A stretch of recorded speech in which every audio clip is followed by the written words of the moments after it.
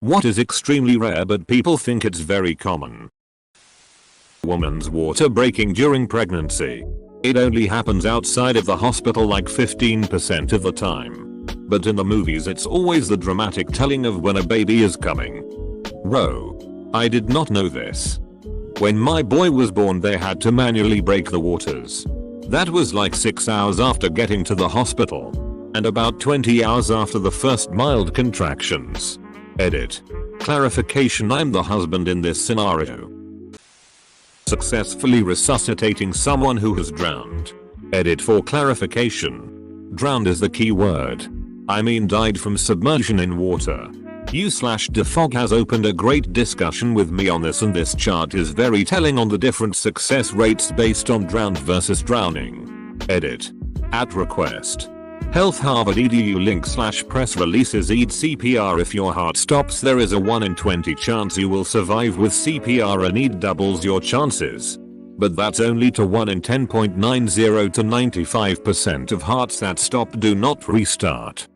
The movies tell me all I have to do is scream at them to wake up and it works. Don't forget to pound on their chest.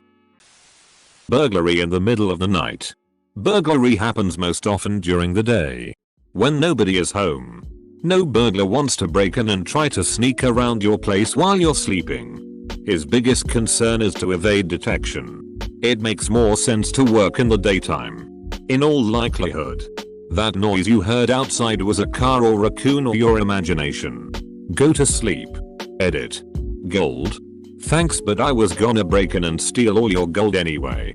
That's exactly what a burglar would say. Don't trust this person. They will however not hesitate to break into or steal your car. Source. Too many times to count. In multiple neighborhoods in multiple cities unfortunately. Being in an airplane crash. It's 1 in a million, but a lot of people I know are still more scared to travel on a plane than in a car. Australian here. Know a guy so petrified of flying he elected to drive from the northernmost point of Australia to the southernmost point. Then drive his car onto a boat which shipped them to Tasmania. Then all the way back again. All told this was about a 10,000 kilometer trip. They had other stops up the east coast. I'm not an expert, but I figure weighing up the 10,000 kilometer through outback Australia combined with major city CBDs on the way to the destination and the risk of death or serious injury, I can only imagine would be much higher than just flying for a few hours. Wow, I'd say death of boredom is greatly increased as well. I used to make the trip from Victoria to Queensland by car every year, and going through country NSW has to be the most boring thing I have ever done. Dissociative identity disorder, multiple personalities. What is common, on the other hand, is the mistaken belief that this is synonymous with schizophrenia, as well as most misconceptions about all mental illnesses and disorders. My favorite to point out is the difference between OCD and OCPD to people who constantly talk about how OCD they are because they like their closet organized in a reasonable way. Being able to make it as a musician or actor or many other creative jobs. And by making it I mean being able to earn some serious money or even just to make a living by just performing and not doing anything else. Most of the time. You will have to have multiple side projects that only roughly are related to actually performing. Or so I've heard. If there are people with personal experience in these fields, I'd love to read your comments. I have a friend that's an amazing songwriter. He has written with and for many famous bands and artists, lots of people you've heard on the radio. He has been nominated for a Grammy twice, once in the last year or two. He has to work side jobs to make ends meet in between royalty checks. There is just no money in music anymore unless you are Taylor Swift or Lady Gaga. Even someone like him? That proves my point more than I would have thought. Thanks for sharing. Dropping out of college and becoming a billionaire.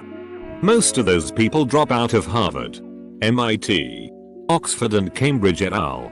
They don't drop out of community college. Survivor's bias. And they don't drop out because they couldn't hack it. They drop out because it's a waste of time for them. Edit. Fork it. It stays. I'm gonna go with T-Rex fossils. I at least thought they were rather common since my local museum had like 3. There are something like only 2-4 dozen ever found in the world. And only about 12 skulls edit. Guess it is about 50. Was going on memory. Still a bit low if you ask me, considering how much we talk about Dino's edits too. Since everyone keeps thinking they are replicas casts. It is the Natural History Museum in Los Angeles which has at least 3 T-Rex. When I was little. I also didn't realize how lucky I was to have such a huge and wonderful museum nearby. Now we have the Endeavour right next to it. Interesting. It always seemed like there was a good amount discovered. Well, I mean, on an archaeological level, a dozen complete skeletons is quite a lot. Becoming a successful YouTuber. My co-worker told me he was quitting his job to focus on his video gaming and streaming. I just wished him a hearty good luck. Please give us an update in a few months. Pleading insanity to escape punishment for a crime. There was even a pretty so-so movie about it a while ago. In reality, it is very rare that insanity is used as a criminal defense strategy. Fewer than 1% of criminal cases in the US involve the insanity defense. Here's a PDF source for your perusal if you're not the type to trust some guy on the internet. Even then, it is only successful in 1 out of 4 attempts. And that involves convincing a psychiatrist that you're insane. So don't hang your hat on it if you're thinking about killing someone. Also, pleasing insanity doesn't get you off scot-free. It means you get placed in a psychiatric facility for an indefinite amount of time, until your DRS are satisfied that you are able to manage your condition without harming yourself or others. For many people, that could mean they never get out. For others, it means only a couple of years of therapy and finding the right medication. And most are released under conditions, such as remaining in outpatient care, living with a caregiver, etc. Yes.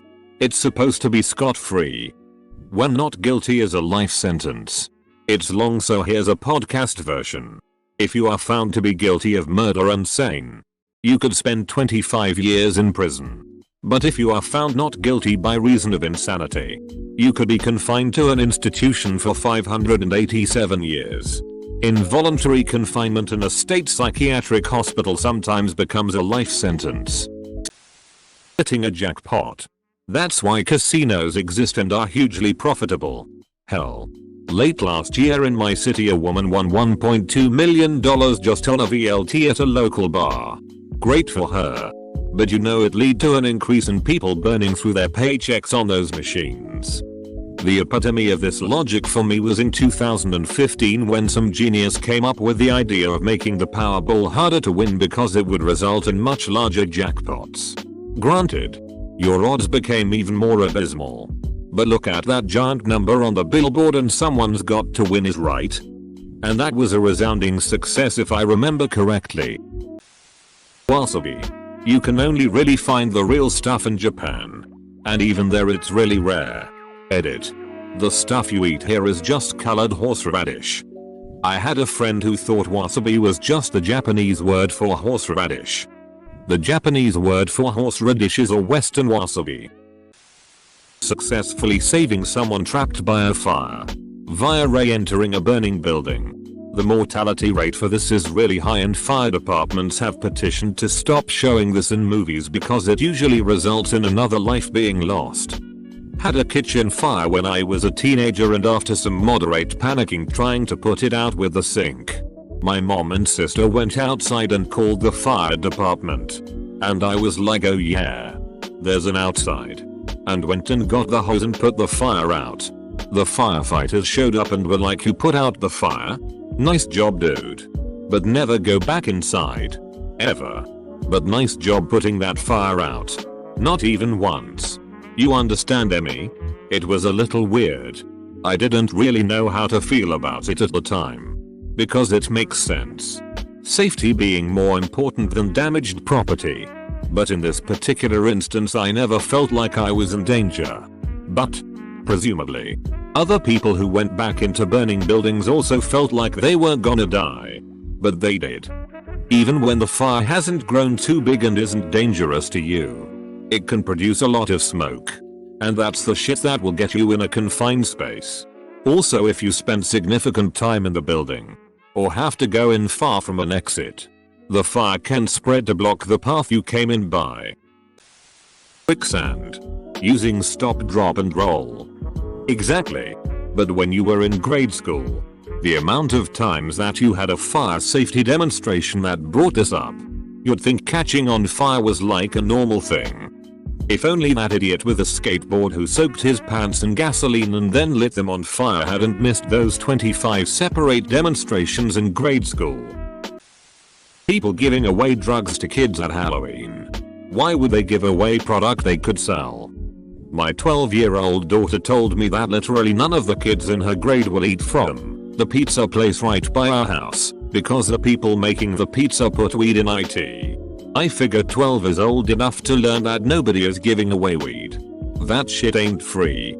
Where is this pizza place I should most certainly avoid because of the weed in the pizza? Writing code that executes on first compile. Well, in my experience, it almost always executes, but it rarely works. Runtime is the real beach. My code would work perfectly if it weren't for people wanting to actually run it. Epilepsy being fall to the floor, spaz uncontrollably, froth and all that due to flashing lights. Epilepsy is recurring seizures. And there are lots and lots of seizure types. And often they aren't noticeable, even immediately so for the sufferer. Triggers for these seizures are more likely to be hyperventilation, stress, alcohol or sleep deprivation, or stuff like that, than strobe lights. Epilepsy is also pretty common. And it's likely you go to school or work with someone who has it. In a reverse of the title. Ironically for this post though, the kind of epilepsy I have does have the stereotype. Go figure. My dad has severe epilepsy and I've seen him have seizures. Once we were at the movies. Got out of the movie and the sudden brightness of daylight overloaded his senses and was too much. He froze in place with a 1,000-yard stare on his face and dropped his expensive camera. We were on vacation, and I knew what was happening. I sat him down on a bench and in a few minutes he was okay but tired and confused. I used to have seizures when I was younger. I remember the second time I had it. It was on the highway, which was ducking brutal. I was just looking outside my window and saw a bunch of flashing images, which was ducking odd to see. Then it hit me that I was about to have my second seizure. It's actually a weird feeling once you have a seizure. I remember that I was kind of unaware of my surroundings when it was happening. And wasn't really paying attention to how my family reacted. Then after my seizure went away, I was kind of confused and had difficulty answering basic questions to the medics like what is your name? Or when is your birthday? Instead of instant responses. It took me an extra 15-30 seconds to try and figure out how to answer these simple questions, which is odd. Thankfully I've outgrown my seizures and haven't had one in 7 years. Shark attacks. I live in Perth. Supposedly one of the shark attack capitals of the world. Sure. We see them occasionally. But actual attacks are very rare. I live in the other Perth and shark attacks are even rarer. Which other Perth? There are 9 places named Perth in America. There are 2 places named Perth in Canada. There are 2 places named Perth in Australia. There is 1 place named Perth in South Africa. There is 1 place named Perth in Jamaica. There is 1 place named Perth in Guyana. There is 1 place named Perth in United Kingdom. Rent-controlled apartments in New York City. If TV is accurate, they're all occupied by part-time coffee shop employees who work approximately 10 minutes a day. ROSC, return of spontaneous circulation after CPR. I believe the actual success rate is 3%. And those people are very likely to have brain damage. Media would have you thinking it's a great catch-all for any unconscious person. Here's the thing though. A lot of times the CPR isn't what gets them circulating on their own again.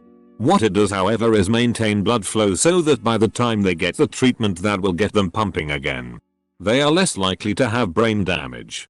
Yes, the success rate is low. Even lower if it's performed poorly. But even 3% is better than 0%. This The MBTA cop that got shot in the gunfight with the Boston bombers supposedly went through a ton of blood as EMTs kept him on IV and constant CPR till they got him to the hospital. Somehow he woke up with remarkably little issues besides some nerve damage in his leg and total memory loss from that night.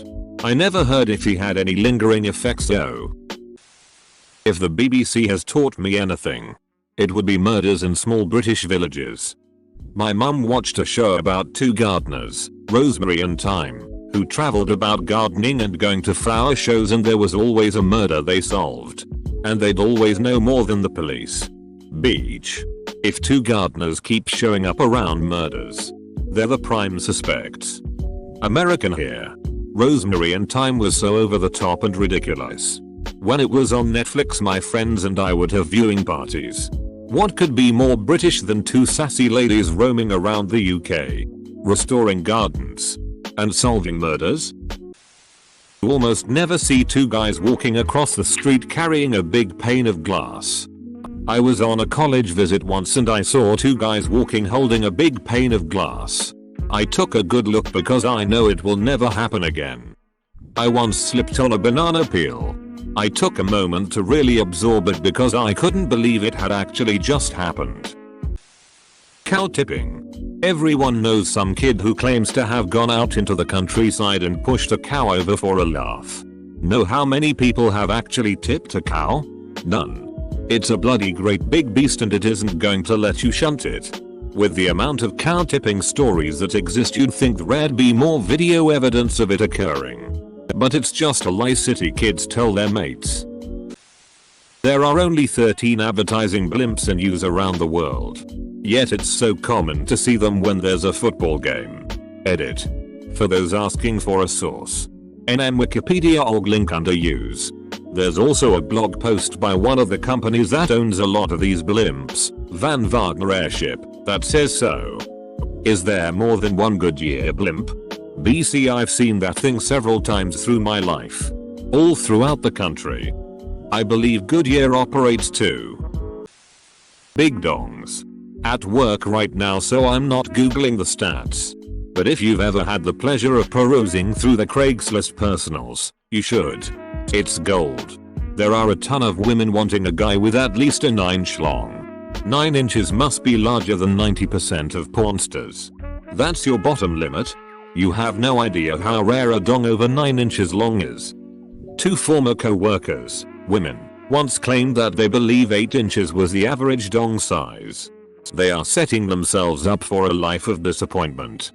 It's okay. All the average guys are gonna call themselves 8 inches to them anyway.